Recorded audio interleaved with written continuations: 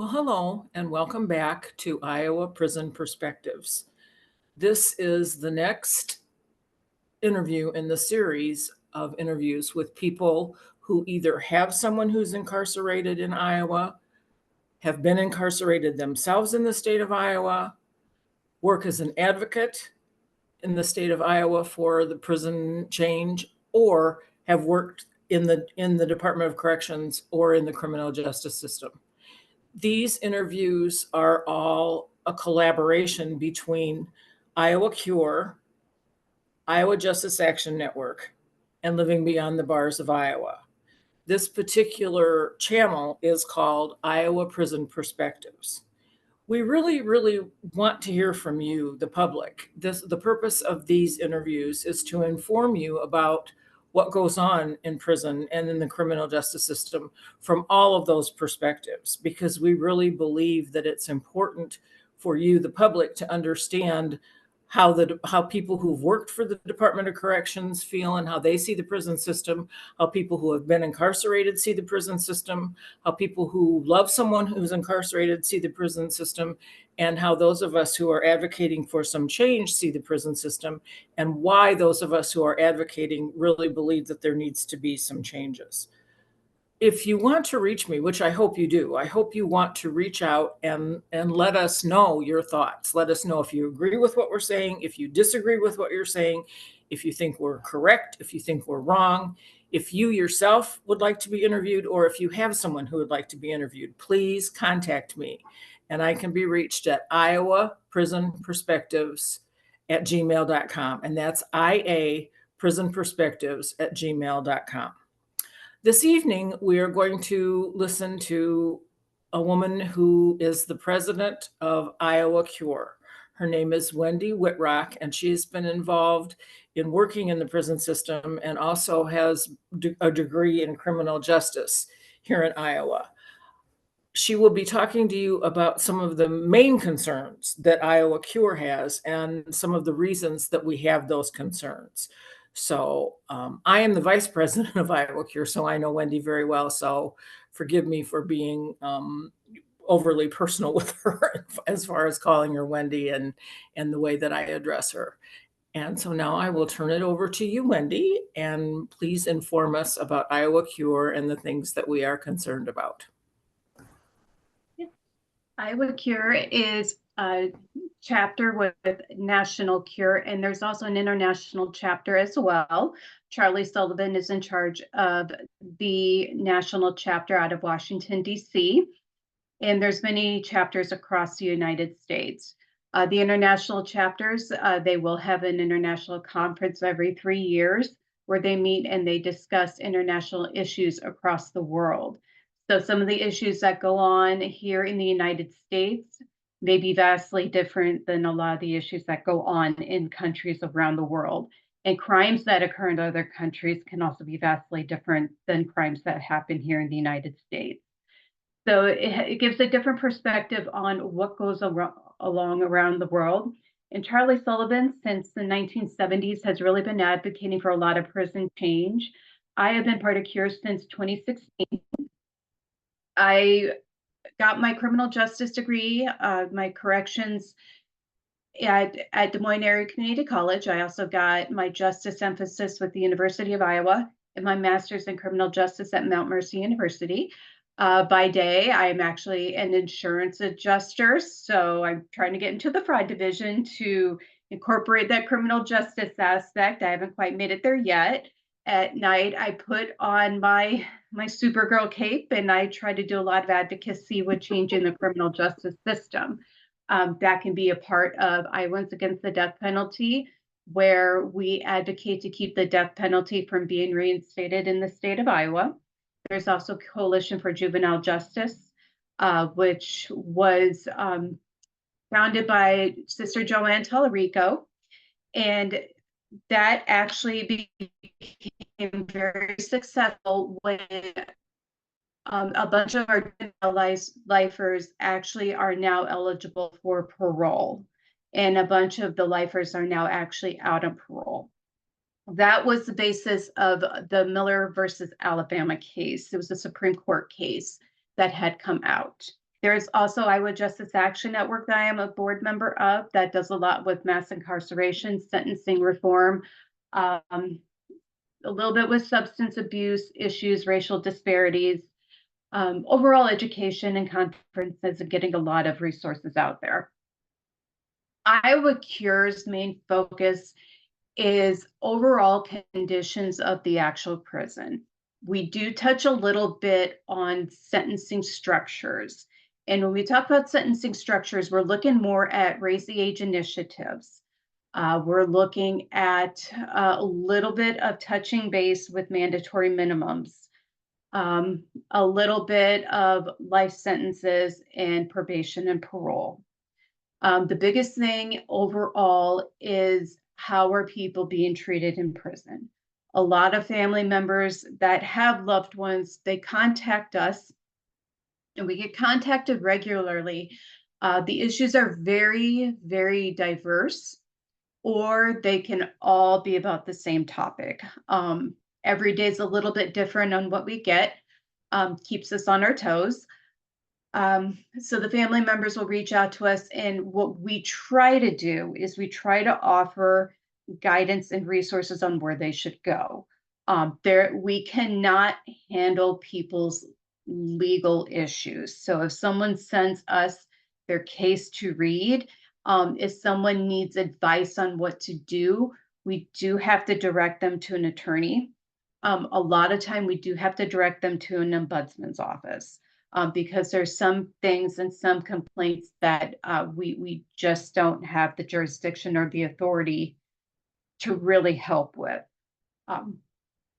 Some of the really big things that we have been touching on this year, the one major thing that we've had to focus on is getting air conditioning units in all the prisons. And as you know, mass incarceration, it has been rising since the war on drugs has been implemented in the late 80s, 1990s. In good faith, when that bill was passed, obviously, you pass a bill, you think it's going to do one thing, you think it's going to get these drugs off the streets, it's going to solve the problem. Well, actually, it causes a completely different problem that's unforeseen. How do you predict that? Sometimes you just don't know until it's out there, and then suddenly you've got the problem forefront. You have a mass incarceration problem, especially with drugs, especially with mental health issues.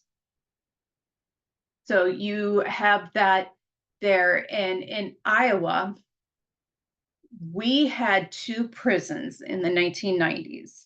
We had Anamosa State Penitentiary and we had Fort Madison. And Mount Pleasant, I always forget what year they were open. They're a little bit older too. So we have those three facilities. The two oldest for sure, absolute sure, that were built in the 1800s were Fort Madison and Anamosa State Penitentiary. In the late 1990s, suddenly, with all these problems, with all these people on drugs, these marijuana charges, these cocaine charges, suddenly you just see this huge shift of all these people going into prison and getting in trouble and these mandatory minimums. Well, suddenly you have Fort Dodge Prison that's open. You have Rockwell that's expanding. You have Clarinda that's now open. Coralville is out there. Mitchellville is newer to the 1960s. Actually, the women used to be incarcerated at Anamosa. It used to be a separate building, part of the Anamosa facility. So the justice system is actually expanding. It's massive here in Iowa. It impacts the economy. When people say you want to get tough on crime, well, you better pull out your pocketbook because it's very, very, very expensive. So we have a lot of these people into the system in these facilities, and some of them are newer facilities that had to be built to code with air conditioning. It had to have all this criteria to it, the proper ventilation, moisture control, the Fort Dodge, the Clarinda, Mitchellville. Hot summer days like it is today. Right now, we're running in the 80s. Last week, we were running in the 90s. And not kidding you, I thought I was going to melt. It was awful. So a lot of these prisoners are under comfortable temperatures. Well, at Mount Pleasant and Anamosa, there are still units that do not have air conditioning. And at Anamosa, for sure, the honors unit, which if you look at the front of the facility, there's the administration building, and then there's the wing that goes toward the north, and then the wing that goes toward the south. The living unit that's towards the south does not have air conditioning. Now, keep in mind, this facility was built, just kind of put this in perspective, not very long after the Civil War and not very long after Abraham Lincoln was shot.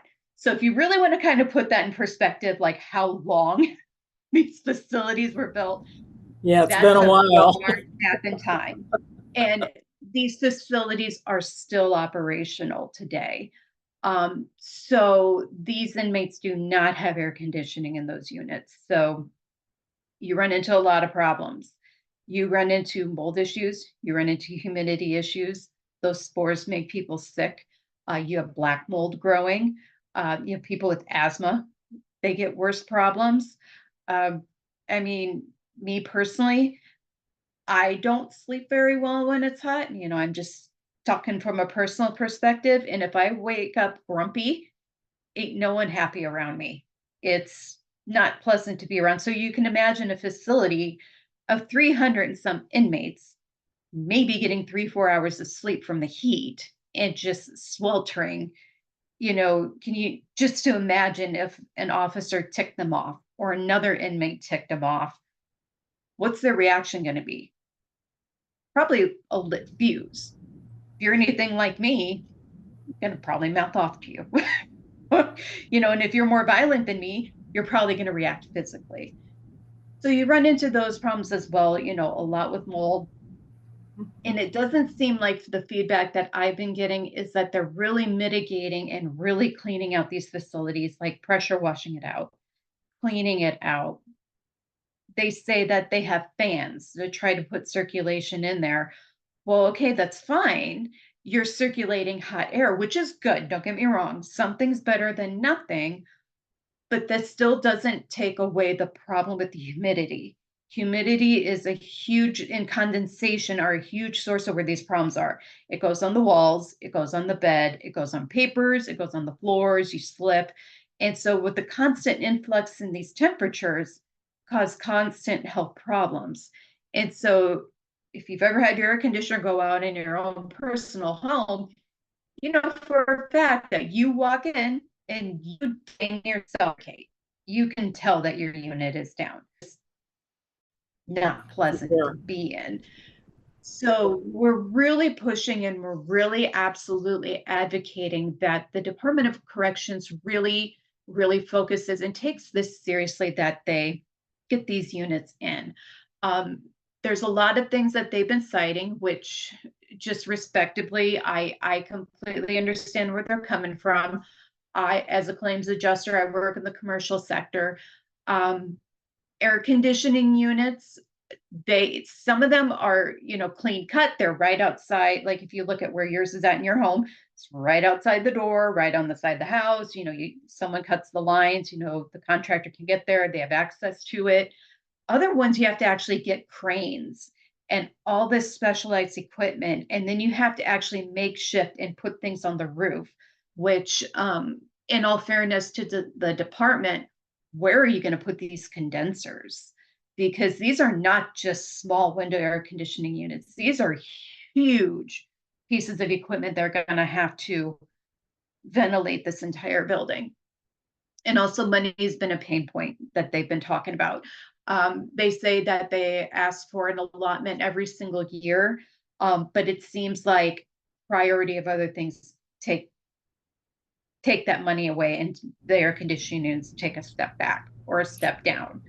Well, and my So understanding is that they have said that they had the money and then backed away from that a couple of times. yeah, That Mr. yes, we've Dix has heard that said, as well. we have the money, and then they have backed away from it. And Yep. now they're saying that they're going to get the money from the land that they're selling. And I don't know if if they were backing away from that or not. But it's been allocated and then reneged Then on. something happened. Yeah. Yep. Yep. And then yeah, and then something happens. It's one thing or another. And my understanding, and I've been trying to locate this, so I don't want to put false information out there. But this could be absolute rumor, and I don't like spreading rumors, but I have heard that this living unit is actually condemned. And that they get a citation every year for that living unit, but it's cheaper to get the citation than it is to put the air conditioning units in. Now, please keep in mind that that is hearsay.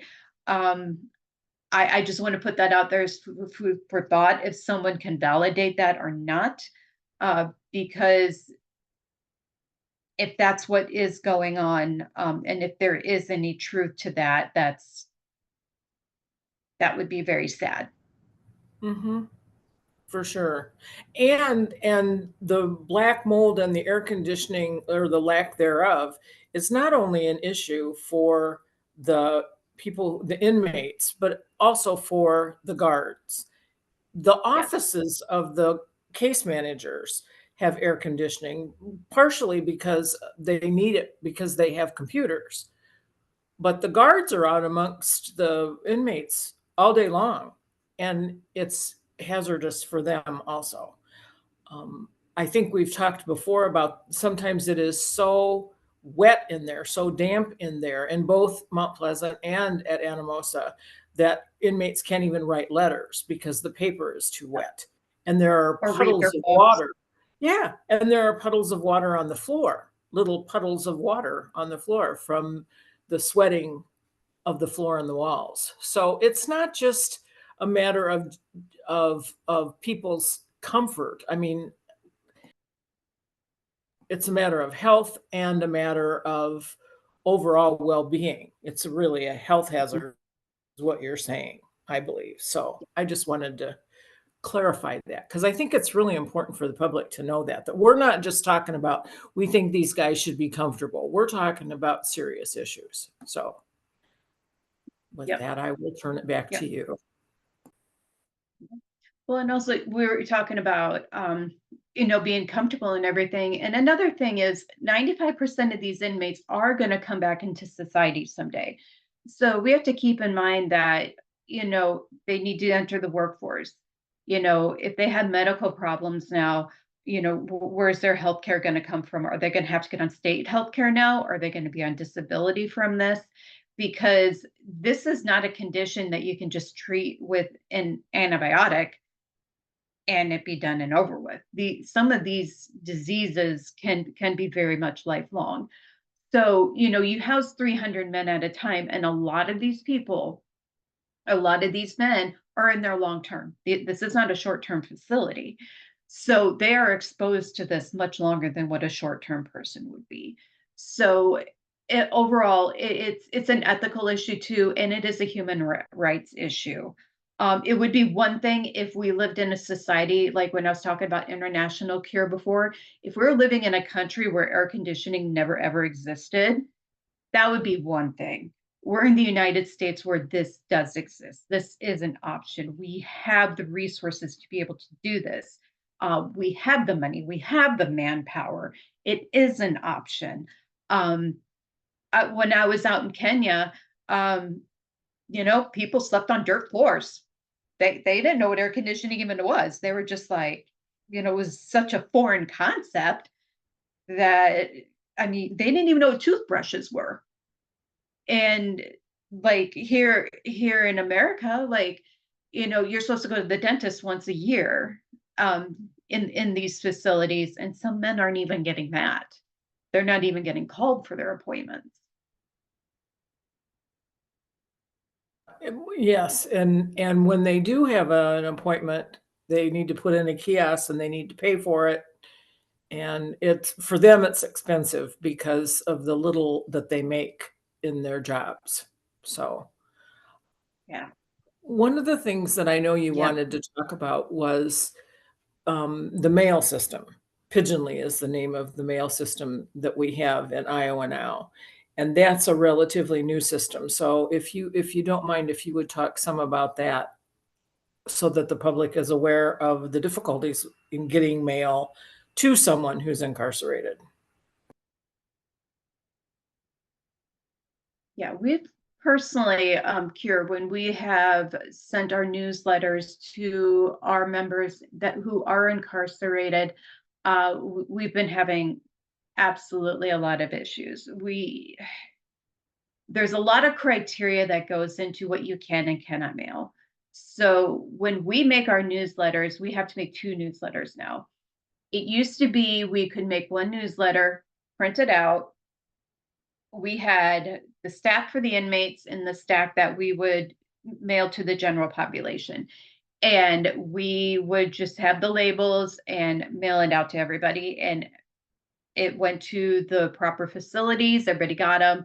The inmates used to be able to see the logos, the graphics, the pictures, little quotes that were listed everywhere.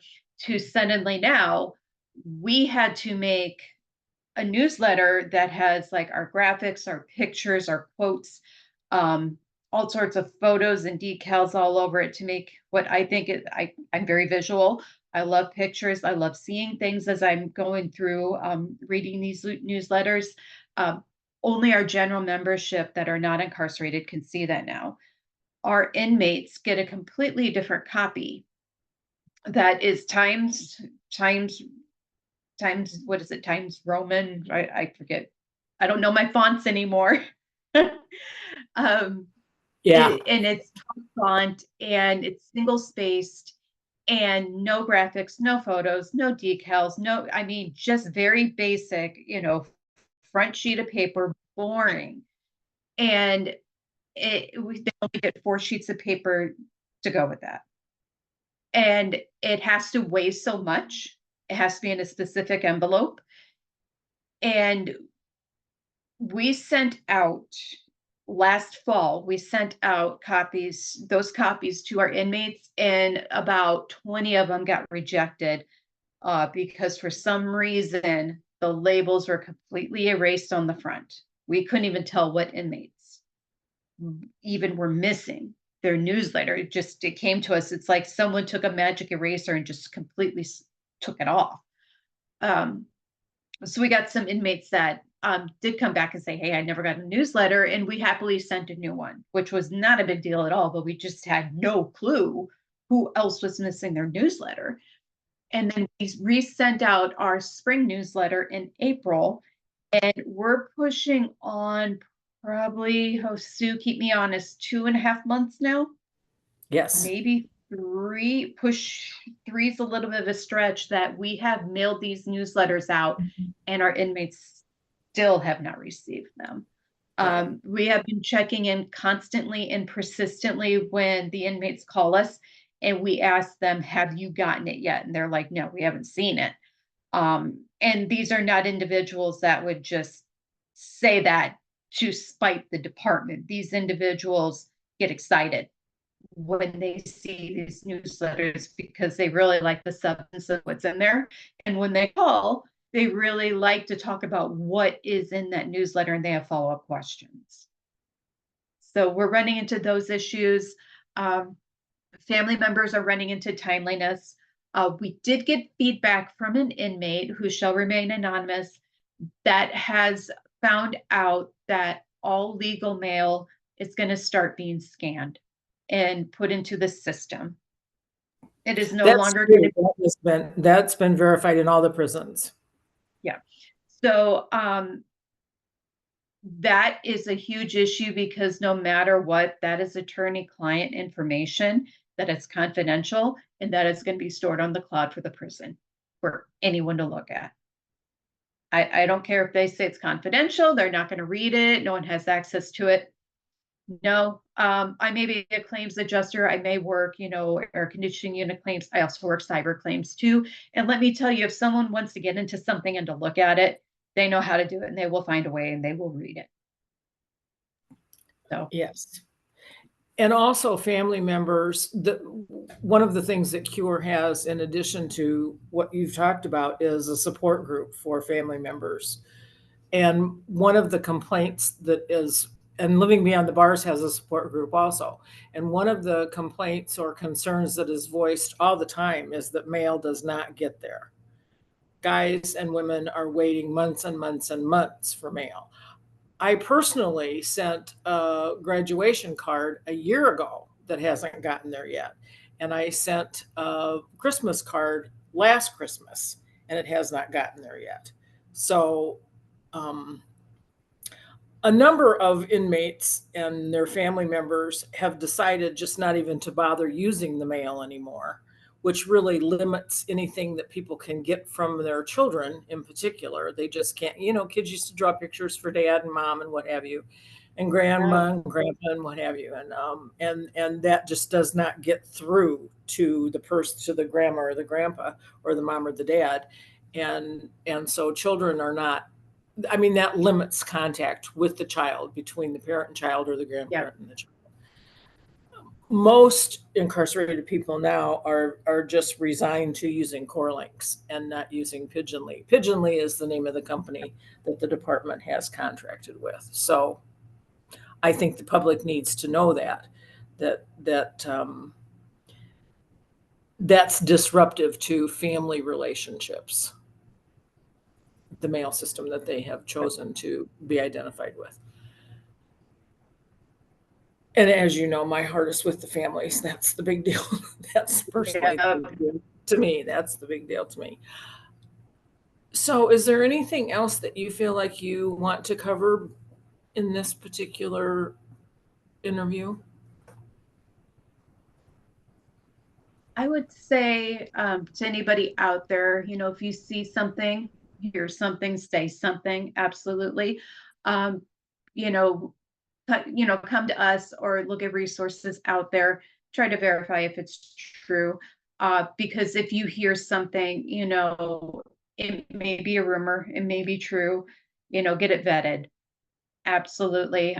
Because if that one rumor is going around, or that one thing that someone said, it probably is going on with other people that really don't want to say something.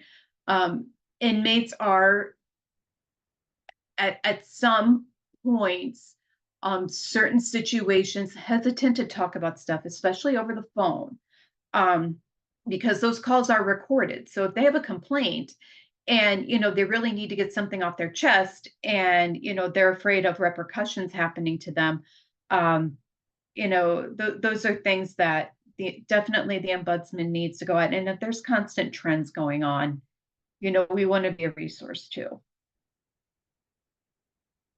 I agree. I agree.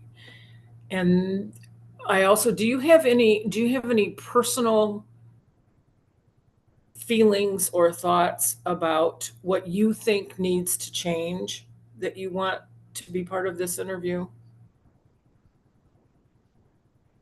Change as far as the system as a whole, or Whatever. just Not, whatever. yeah, yeah, in like several sentences. Oh my gosh, that's all I get. Um,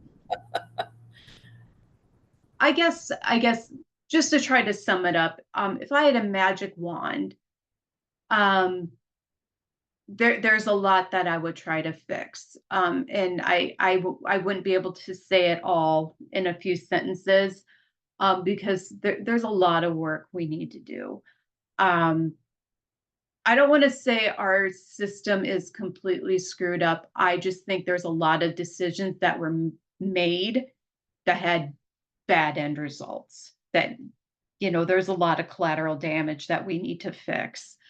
Um, I think if that magic wand actually did exist, I really think, in my heart, um, it's root cause problems, the substance abuse, the mental health. We need drug courts. We need better mental health facilities, because our prisons are really becoming, our drug treatment centers and our mental health facilities, and they're not equipped for that. These are not psychologists and nurse practitioners that they're corrections officers. They are there to keep the public safe. And so if I could do anything, I think it would be to, rewind the clock, go back in time and implement so many other things to prevent those people from going to prison in the first place. And I can't remember the sentencing project, and she was part of the Day of Empathy. And she said it the best: we really need to differentiate between the people we're afraid of and the people we're mad at. And the people we're afraid of need to be in prisons, and the people we are mad at probably just need the help, like drug courts or, going and getting on medications, um, because it's a problem that really needs to be talked about. People should be able to talk about it openly. Um, and we just really need to get better about it as a society and whole. Yes, yes, yes.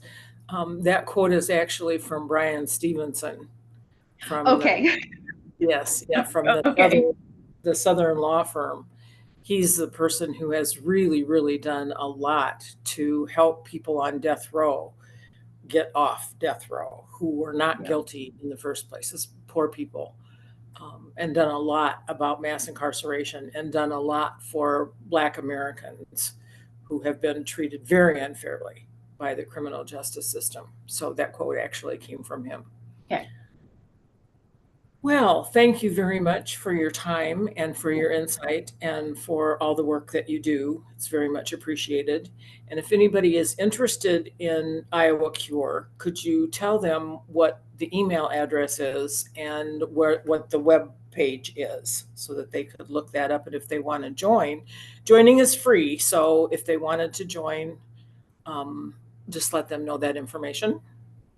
Sure. It's iowacure@gmail.com. Iowa's completely spelled out IOWA, then CURE@gmail.com. So no periods in there. And then www.iowacure.com. Okay, thank you very much. And just as a final piece of information, would you say what CURE stands for? What those initials stand Sure. for? Sure. It's Iowa Citizens United for the Rehabilitation of Errants. Thank you. Errants is another word for incarcerated people. Incarcerated inmates, Yes, incarcerated inmates. returning individuals, kind of Yes, a yeah, umbrella yes, term. it's a broad term, yeah.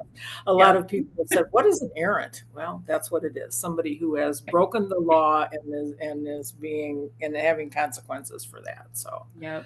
well, thank you very much, Wendy. I really appreciate your time, like I said, and all that you do. And so, in closing, let me just say to those of you who are listening, please contact us. Either contact Iowa Cure if you're interested in Iowa Cure, or contact Iowa Prison Perspectives, and that's IA Prison Perspectives at gmail.com. And I thank you very much for your time, and I will be back again later this month. So I'll say good night for now.